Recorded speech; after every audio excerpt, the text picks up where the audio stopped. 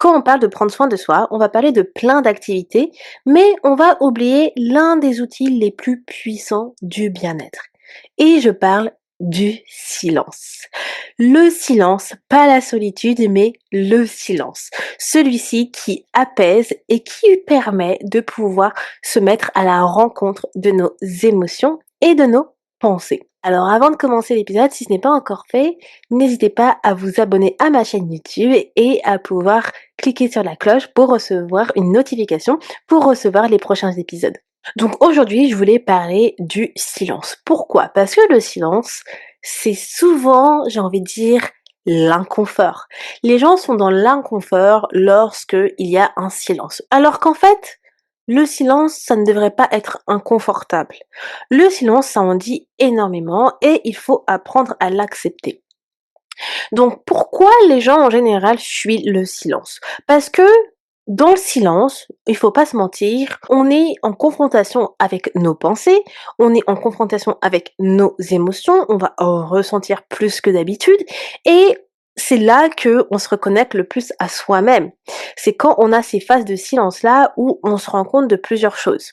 Et ça, c'est inconfortable parce qu'on sait très bien que tout ce que je viens de citer, ce sont des choses que la majorité d'entre nous souhaitent fuir alors qu'au final, ça peut être très révélateur et très guérisseur. Et c'est pourquoi je trouve qu'il faut accepter le silence puisque le silence a beaucoup de bienfaits sur notre mental.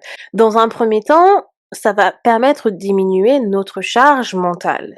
C'est-à-dire que lorsque vous êtes confronté à du silence et qu'il y a du silence autour de vous et que du coup vous n'êtes pas confronté au bruit extérieur, eh ben vous avez plus de chances de pouvoir faire de l'espace à votre charge mentale, de pouvoir libérer de l'espace pour votre charge mentale.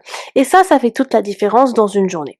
Et c'est pour ça que je vous dis toujours, faites des petites breaks dans la journée parce que c'est pendant ces moments-là, lorsque vous faites ces breaks-là, où vous pouvez justement diminuer votre charge mentale et faire justement cette connexion au silence. Aussi, quand vous faites face au silence, vous régulez en même temps votre système nerveux.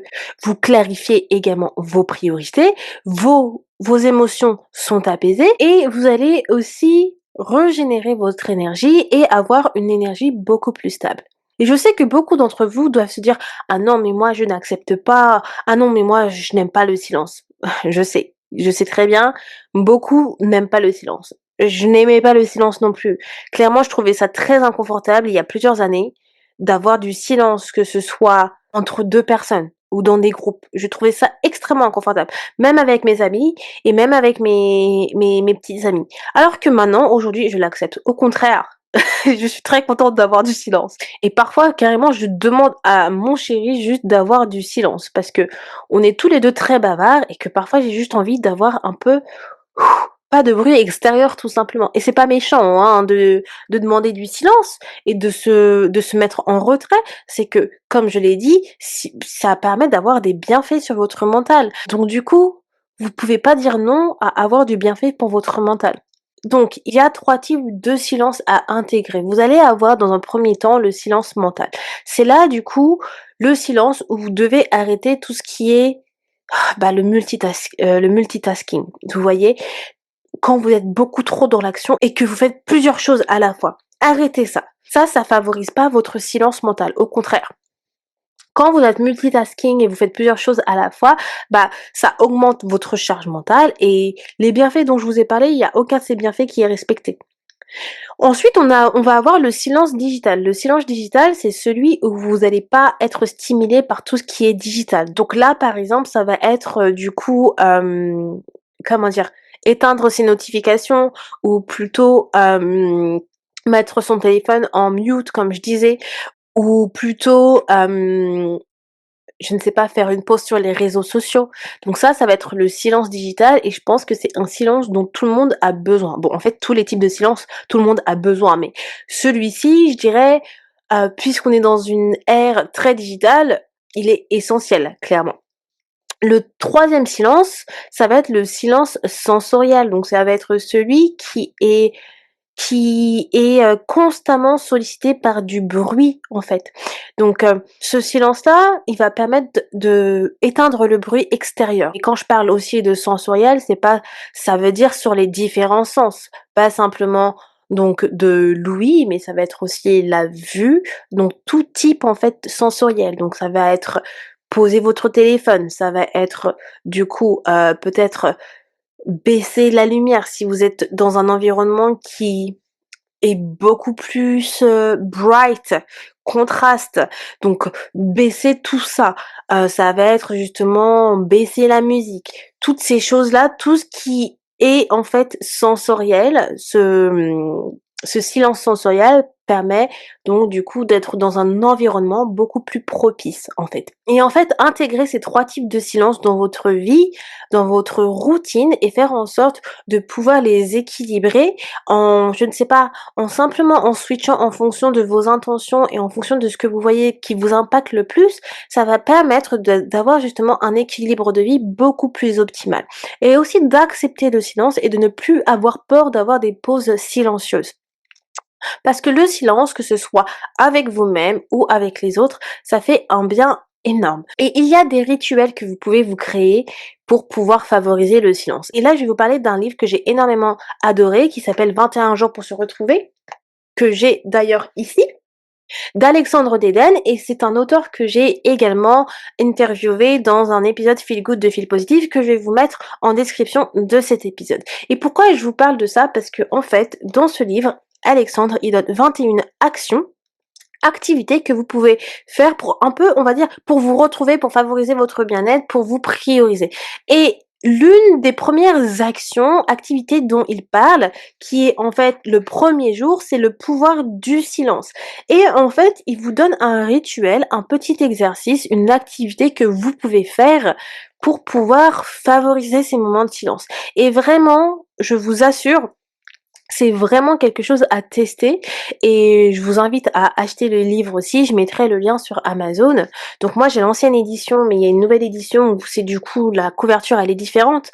Mais clairement, je vous assure que ce livre, il est parfait pour trouver des petites actions, des petites activités que vous n'aurez peut-être jamais pensé et qui feront toute la différence sur votre vie. Il suffit vraiment de peu pour faire une différence. Comme je disais, vous n'avez pas besoin de faire des changements radicaux. Ouh, là j'allais, galérer, en termes de grammaire. Des changements radicaux. Il vous suffit de vraiment de petits changements pour faire une différence. Donc du coup, voilà, je vous invite à regarder le livre, je vous invite à l'acheter et à faire l'activité du silence qui est dans le livre, mais sinon un petit rituel que vous pouvez faire tout simplement, c'est mettez-vous au calme, que vous soyez, je ne sais pas, dans votre bain, dans votre lit ou sur votre canapé, fermez les yeux et vous inspirez profondément.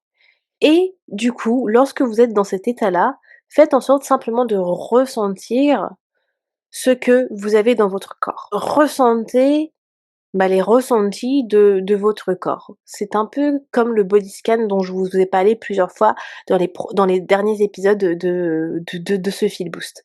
Et restez dans ce mode de silence pendant, allez, 10 minutes maximum. Aussi, si je vous parle du rituel d'Alexandre, c'est de faire une journée de silence, c'est-à-dire de ne parler à personne, pardon, et de ne pas être la première personne à engager une conversation, qui est un peu plus difficile.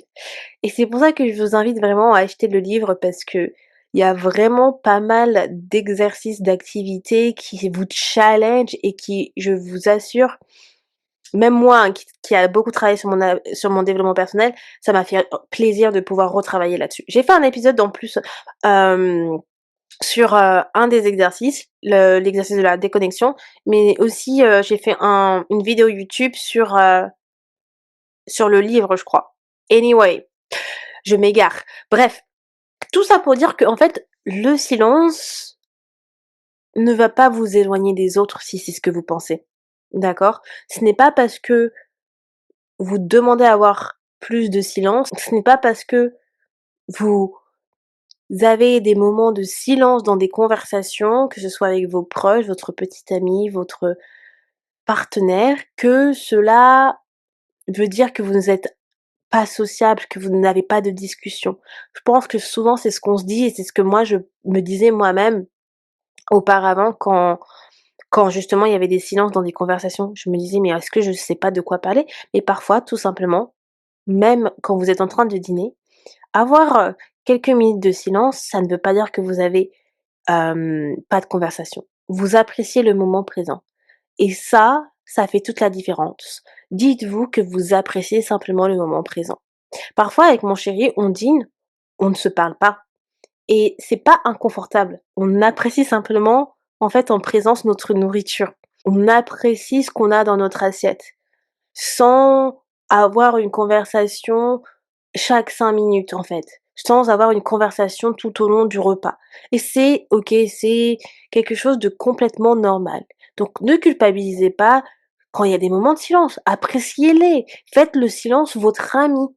Clairement, c'est comme la solitude, mais là, on parle du silence, donc appréciez le silence. Voilà les amours. Dites-moi si c'est quelque chose qui résonne avec vous en commentaire, si vous êtes quelqu'un qui a toujours eu peur d'avoir du silence dans votre vie et que vous êtes toujours cette personne qui a besoin d'aborder en fait une conversation parce que vous êtes très inconfortable quand il y a du silence dans une conversation ou lorsque vous dînez avec quelqu'un.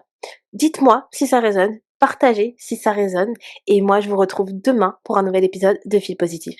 Ciao tout le monde!